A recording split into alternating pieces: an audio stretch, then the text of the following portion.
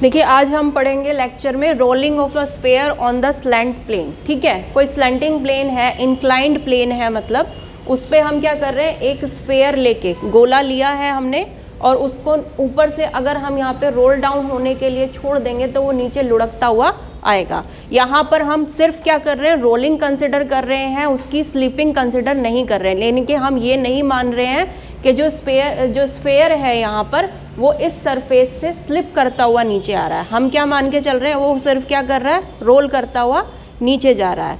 इस प्लेन की जो हाइट है जहाँ से हमने स्फीयर को फ्री किया है मूव करने के लिए, वो कितना है, h। और इस प्लेन की जो लंबाई है जहाँ पर स्फीयर मूव करेगा वो कितनी है, आपकी l। ठीक है, तो अब अगर हम यहाँ पर देखते हैं, देखिए जब ये स्फीयर मूव करेगा तो इस स्फीयर का एक पॉइंट जो होगा हमेशा जो सरफेस है उसके कांटेक्ट में रहेगा। ठीक है, उसको हम कहते हैं पॉइंट ऑफ कांटेक्ट। ठीक है, अब वो पॉइंट ऑफ कांटेक्ट जो है, वो पॉइंट जो है वो हमेशा कांटेक्ट में रहेगा, तो इसका मतलब उसकी जो वेलोसिटी होगी सरफेस के रेस्पेक्ट में वो ज़ीरो होगी। ठीक है, जो पॉइंट ऑफ कांटेक्ट है क्योंकि वो हमेशा क्या है, सरफेस के कांटेक्ट में है, तो उसकी जो रिलेटिव वेलोसिटी होगी यानी कि सरफेस के रेस्पेक्ट में जो वेलोसिटी होगी वो यहाँ पर ज़ीरो होगी।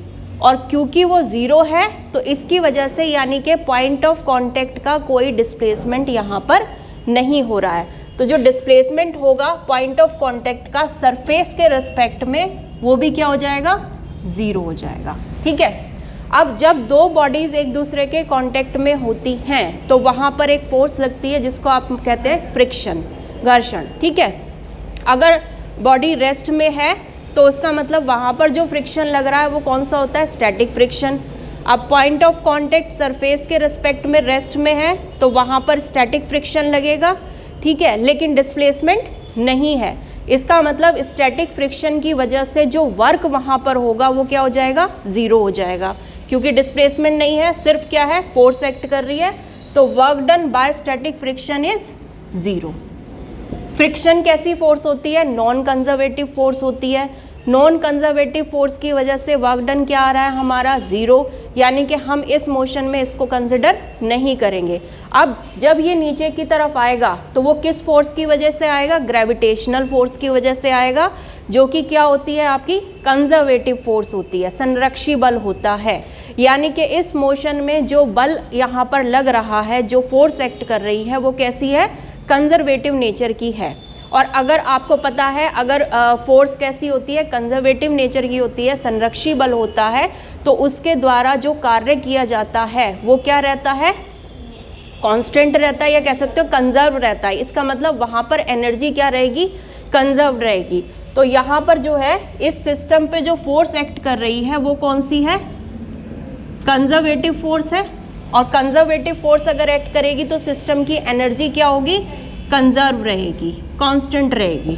ठीक है, अब जब ये नीचे आ रहा है और आपने कोई फोर्स बाहर से अप्लाई नहीं की है, यानी कि अगर यहाँ पर क्या है, नो एक्सटर्नल फोर्स, कोई एक्सटर्नल फोर्स अप्लाई आप नहीं कर रहे हो, तो ये जो बॉडी है इसका सेंटर क्या होगा, इसका सेंटर ऑफ मास हो जाएगा। तो अगर आप बाहर से कोई फोर्स नहीं लगाओगे, सिर्फ कौन सी फोर्स यहाँ पर एक्ट करेगी, ग्रेविटेशनल फोर्स एक्ट कर रही है, जिसकी वजह से नीचे की तरफ आ रहा है, तो इसका मतलब जो सेंटर ऑफ मास होगा, क्योंकि वो एक इस लीनियर पाथ में मूव कर कर आएगा, ठीक है, तो इसकी वेलोसिटी यहाँ पर क्या रहेगी, कांस्टेंट रहेगी। ठीक है, अब इसमें देखिए, जब स्फीयर यहाँ था, ठीक है, रुका हुआ था, तो इसमें एक पोटेंशियल एनर्जी स्टोर होगी। अब ये जब नीचे की तरफ आने लगेगा तो ये पोटेंशियल एनर्जी धीरे धीरे काइनेटिक एनर्जी में चेंज होगी। ठीक है, अब क्योंकि ये रोल करके आ रहा है तो इसका जो सेंटर ऑफ मास है वो एक पाथ में मूव करेगा, तो एक ट्रांसलेटरी मोशन हो रहा है। लेकिन ये खुद क्या कर रहा है, रोल करके आ रहा है, तो एक रोटेशनल मोशन भी हो रहा है। इसका मतलब जब पोटेंशियल एनर्जी काइनेटिक एनर्जी में चेंज होगी तो वो दोनों तरह की काइनेटिक एनर्जी में डिवाइड हो जाएगी या चेंज हो जाएगी। एक ट्रांसलेशनल काइनेटिक एनर्जी या लीनियर काइनेटिक एनर्जी जिसको आप बोलते हो, और दूसरी क्या होगी, रोटेशनल काइनेटिक एनर्जी होगी। यानी कि टोटल पोटेंशियल एनर्जी इक्वल हो जाएगी translatory kinetic energy plus rotatory kinetic energy के सम पर। क्लियर, उसको भी देखते हैं कि किस तरह से आएगा।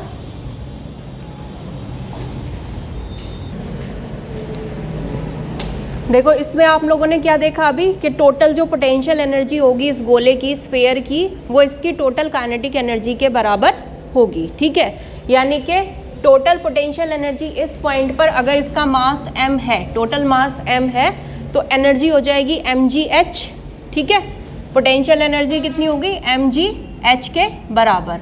और टोटल काइनेटिक एनर्जी किसके बराबर हो जाएगी, translatory kinetic energy plus rotatory kinetic energy के बराबर। ट्रांसलेटरी यानी कि लीनियर काइनेटिक एनर्जी होती है हाफ mv²।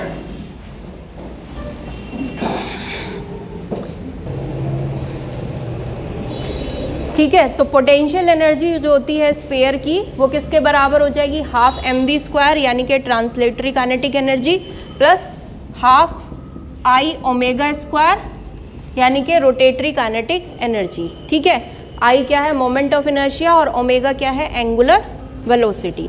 अब अगर ये क्या है, ठोस गोला है, सॉलिड स्फेयर है, तो इसके लिए I की वैल्यू हो जाएगी 2/5 mr²।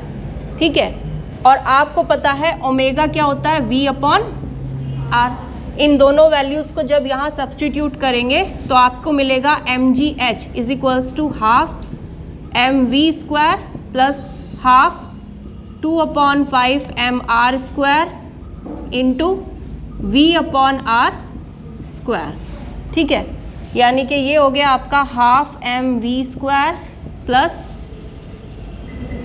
1/5 mr² into v²/r²। ये कैंसिल हो जाएगा।